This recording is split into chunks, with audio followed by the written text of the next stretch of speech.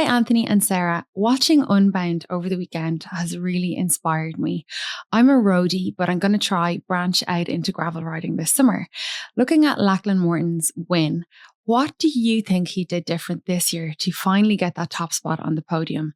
And what are the things he does that I can bring across to my new gravel era? And that's from JP. Is Lackey coming on the show? Who knows?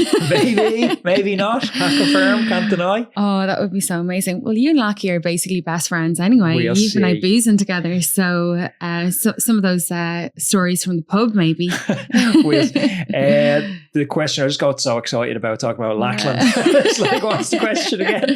He's such a dude, isn't he? Okay, so this guy, basically, JP wants to know, what do you think Lachie did this time around in Unbound to get him on the podium? And then secondly, what can JP, he's now going to try gravel riding. What can he take from Lachie's, his fitness, his preparation that he bring, that this essentially has Lachlan killed the spirit of gravel? I think that's what we're talking about here. Reading between the lines, I think so. I mean, has he killed the spirit of gravel? I got a text off one of my friends literally as soon as the race finished saying, it's official, the spirit of gravel is dead. And look, none of us really know what the spirit of gravel is, this weird nebulous concept Pete Stetton seemed to coin, and I've chatted to him on the podcast about it. Lachlan wore the aero helmet that, I don't know, maybe Wes can find a clip from a few weeks ago of me saying I wouldn't be caught dead wearing that aero helmet. And he rocked it. It looked cool on him. But Lachlan is a poster boy. I mean, his position on the bike, his bike setup, his helmet. He could literally wear a monkey suit and he'd just still, an EF monkey suit, he'd still look so cool. Yeah, okay, it sounds like you have a crush, so settle down. Lachlan, he wore an aero helmet, not exactly spirit of gravel. He wore a skin suit, not exactly spirit of gravel. He wore a set of aero socks, not exactly spirit of gravel. I don't know if he was in the wind tunnel and stuff. I'm sure he was. All of this just kind of means that he's doing what everybody else is doing. He's doing what all the contenders in gravel are doing now. They're going further and further down this rabbit hole because the rewards are greater and greater. They're leaving nothing they're leaving nothing to chance anymore, be that their training, their nutrition, or their bike setup. And Lachlan, I still feel like he's towing a nice line between not being super world tour serious, but still being serious enough to be competitive at the pointy end of it. And I think it was actually a little bit of a win for the spirit of gravel because he doesn't have that orthodox preparation. I know he's back working with a coach this season and he's structured training again for the first time in years. But he's also, if you follow him on Instagram, he was like running on the beach and stuff in the week before the race. And that was that's just not doing that before that was his prep. I mean, he did have a very open and honest, I think, interview in Roller a few weeks ago where he said that, at this stage of his career and his life, he didn't kind of want to go down that like crazy rabbit hole of high performance, the diet restrictions, the constant training, the obsessing about equipment, bike, training, food.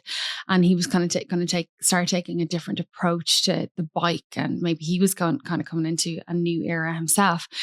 So it is interesting that he took a week in the lead up to Unbound. He's jogging on the beach and then he's gone and won it. I mean, it certainly helped that Keegan Swenson, who has won it before and has won the Lifetime Grand Prix last year, he came down in a crash. And I don't know if that affected the race too much. You don't think so? Nah, look, Lachie was out with Chad Haga already. They already had over 2 minutes from what I can see. The coverage, must be said, from Lifetime was brilliant, and it's getting better and better. It was an hour of highlights between the men's and the women's race, which was phenomenal, but it's still not Eurosport 6 hours of live coverage. I don't know if it's desirable or if we'll ever get there, so we're not entirely sure what happened to Keegan. I know that he crashed because he shared pictures afterwards pretty cut up.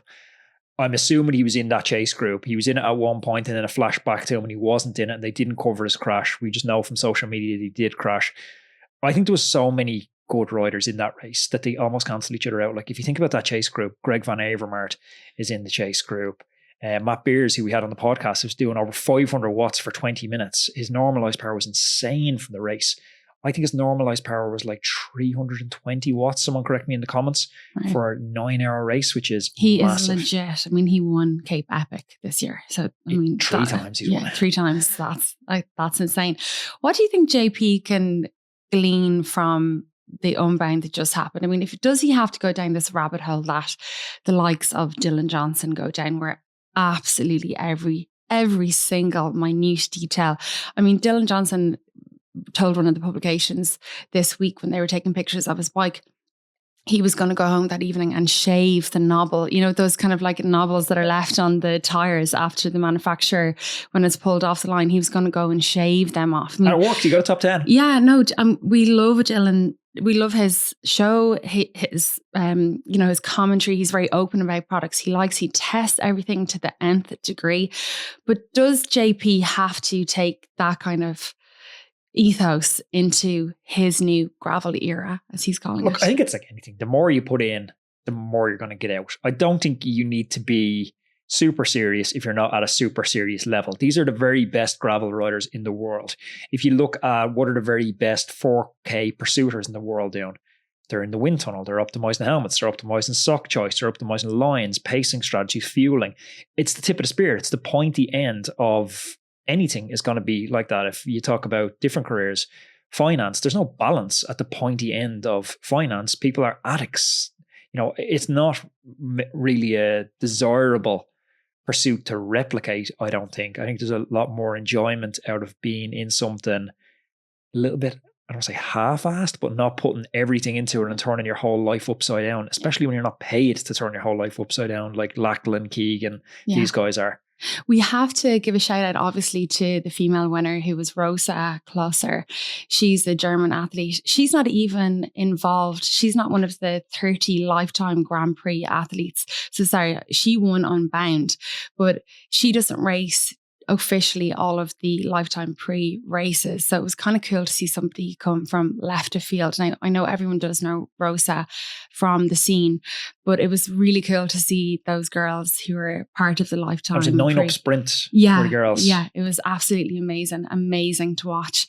And of course, before we move on from that, we can't but shout out to Matej Mohoric, who is the gravel world champ this year. He DNF'd, and I think his comment afterwards was, I think I am going to stick to road racing. Love Matej. I know you want to move on from Unbound because we've loads to cover, but a brilliant, you know, I've had so many of the Unbound athletes on the podcast. Sofia Gomez, who was last year's winner, Hannah Otto, and all of them last year had basically the same request from Lifetime. Can we have our own separate race?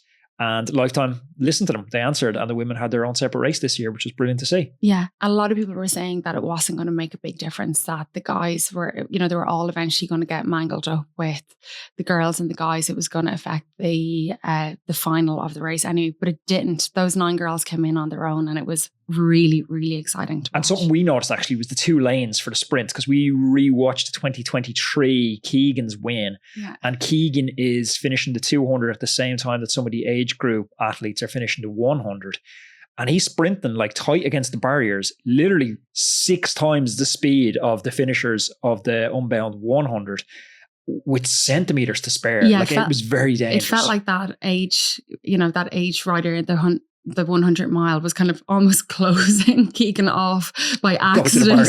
Going into the barriers. Yeah, that was kind of scary. So this year we saw a separate shoot for the 200 mile finisher. So that looked a lot safer. But yeah, what an epic race. They're heading to Crusher in the Tusher for the next race. That's a pretty cool race to watch as well. So I'm hopeful we'll get over for the end of the season for Big Sugar. Big Sugar. The plan. So we'll see. Yeah, absolutely. Got to get training for that one. So if you like this video, you should definitely check out this video because I know you're going to love it. And don't forget to subscribe to the channel.